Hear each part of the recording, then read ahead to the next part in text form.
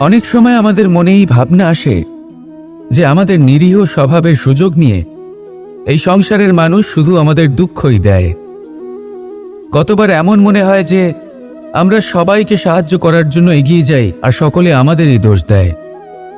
অনেক সময় এমন মনে হয় যে আমরা শুধুই সৎকর্ম করি, সকলের ভালো চাই, কিন্তু সকলে আমাদেরই বিষয়ে খারাপ কথা বলতে থাকে। দুঃখ হয়, কিন্তু আমাদের এটা ভেবে দেখা উচিত যে মানুষ আম গাছের গায়ে পাথর ছোড়ে, শাল গাছের গায়ে পাথর কেন ছোড়ে না? কারণ এই আম গাছে পাওয়া যায় মিষ্টি এবং সুস্বাদু ফল। অন্যদিকে শাল গাছ থেকে আমরা কি পাই? শুধুই কাঠ। তাই যদি আপনাকে কেউ কথা শোনায়, আপনাকে কোনো কিছুতে বাধ্য করার চেষ্টা করে, আপনার বিষয়ে অনুচিত কথা বলে, তাহলে নিশ্চয়ই আপনার মধ্যে এমন বিশেষ কিছু আছে যা তাদের মধ্যে নেই।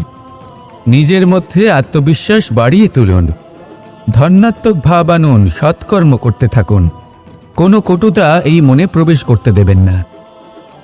এই মন সুপ্রসন্ন হয়ে বলবে, রাধা রাধা। খুব সুন্দর একটা কাহিনী আছে। একবার এক ব্যক্তি নিজের অসফলতার জন্য ত্রস্ত হয়ে সময় দেবতার তপস্যা করতে বসলেন।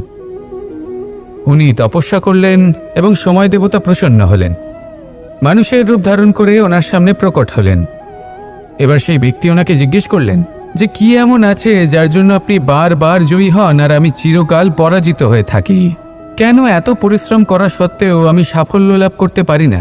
তখন সময় দেবতা উত্তর দিলেন, যে দিন হোক বা রাত, ঝড় হোক বা ভূমিকম্প, রোদ হোক বা বৃষ্টি হোক, সময়ের সূত্রপাত হোক বা প্রলয়, আমি থামি না, আমি চলতেই থাকি। আর সেই জন্য যিনি থেমে যান তিনি পরাজিত হন আর আমি জয়ী হই।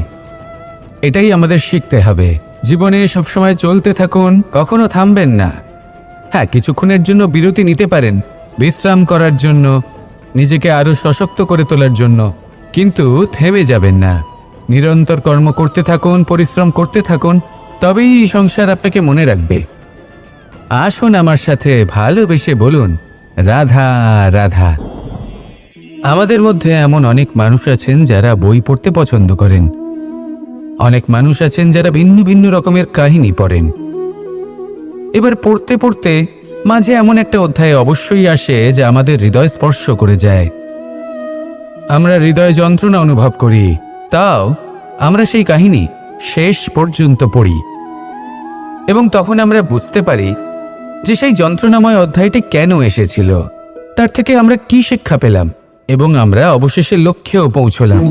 কিন্তু যদি সেই যন্ত্রণাদায়ক অধ্যায়টিতে আপনি থেমে যান, আপনি যদি এটা ভাবেন যে আমি আর পড়তে পারবো না, তাহলে আপনি জানতেও পারবেন না যে পরবর্তীতে কি হতে চলেছে। এই মন দুঃখে ভরে উঠবে, মনে প্রশ্ন আসতেই থাকে যার উত্তর আমরা পাই না, নিজেদের লক্ষ্য বুঝতেই পারি না।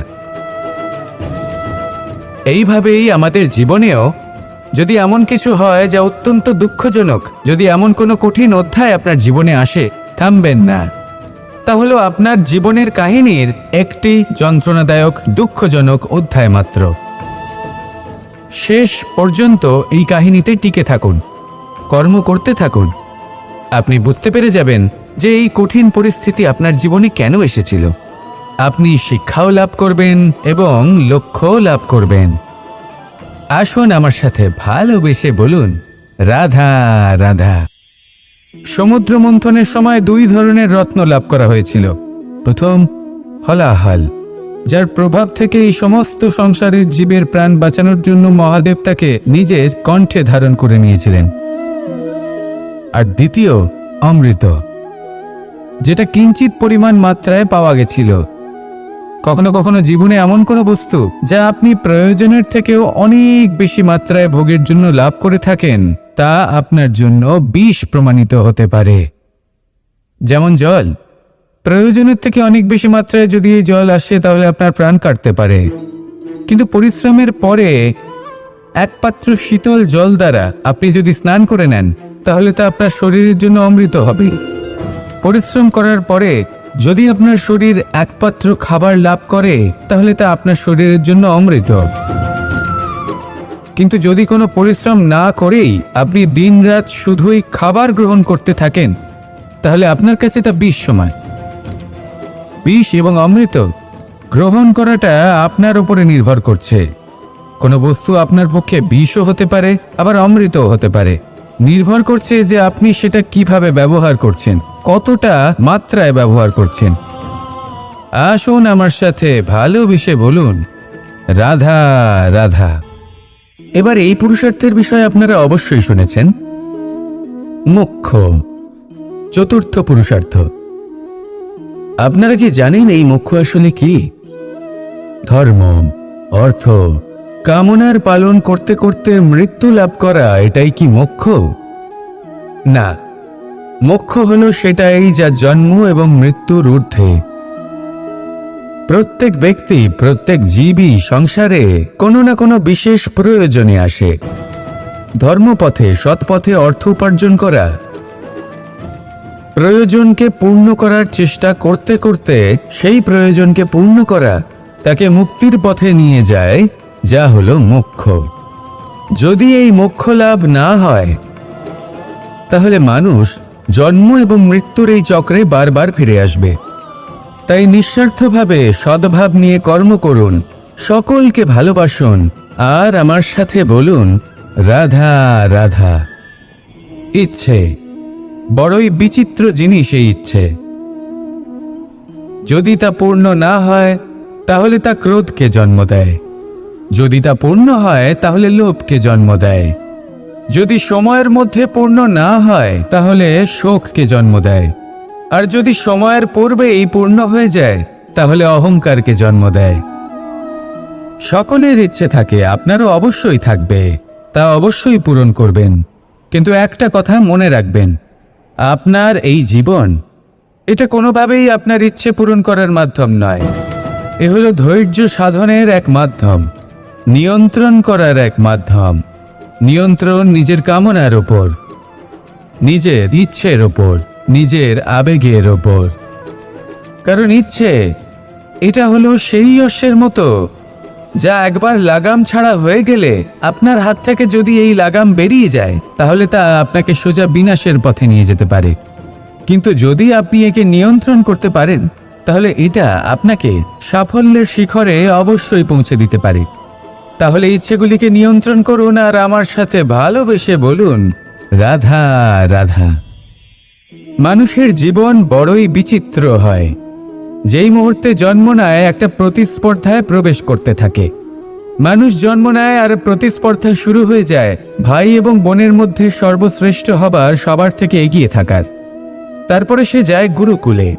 নিজের বন্ধুদের মধ্যে সর্বশ্রেষ্ঠ হওয়ার প্রতিস্পর্ধা শুরু হয়। এবার সেখান থেকে বাইরে বেরিয়ে সংসার জীবনে প্রবেশ করে ধন উপার্জনের প্রতিস্পর্ধা শুরু হয়। তা সে যুদ্ধই হোক বা কলা হোক, এই প্রতিস্পর্ধা কখনোই আমাদের পিছু ছাড়ে না। তাই যদি প্রতিস্পর্ধা করতেই হয়, তাহলে আমরা মানুষকে সাহায্য করার প্রতিস্পর্ধা কেন করব না? এমন এক প্রতিস্পর্ধা যাতে যে কেউ জিতুক বা যে কেউ হারুক না কেন, লাভ সকলের হবে। সকলের মধ্যে প্রেম বিতরণ করতে থাকুন, এইভাবেই আনন্দ বিতরণ করতে থাকুন, আর আমার সাথে ভালোবেসে বলুন, রাধা রাধা। মন, জীবনে যখনই কোনো বস্তু বা সুখ স্বাচ্ছন্দ্য অধিক মাত্রায় আপনার কাছে চলে আসে, তখন নিজেকে শ্রেষ্ঠ মনে করার একটা প্রবণতা দেখা যায়, যা হয় আত্মবিশ্বাসে পরিণত হয়, নয়তো অহংকারে। এবার আত্মবিশ্বাস আর অহংকারের মধ্যে অনেক বড় পার্থক্য রয়েছে। আমি এটা করতে পারি, আমি ওটাও করতে পারি, এ হলো আত্মবিশ্বাস। শুধুমাত্র আমি এটা করতে পারি, শুধুমাত্র আমি ওটাও করতে পারি, আমি হলাম সর্বশ্রেষ্ঠ, এটা হলো অহংকার।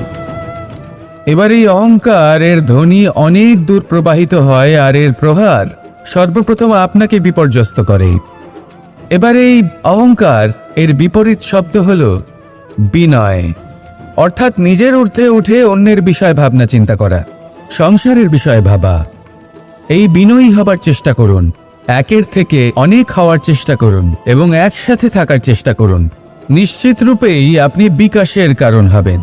মত্ততা থেকে নিজেকে দূরে রাখুন, অহংকার থেকে নিজেকে দূরে রাখুন। এই মন প্রসন্ন হয়ে বলবে, রাধা রাধা।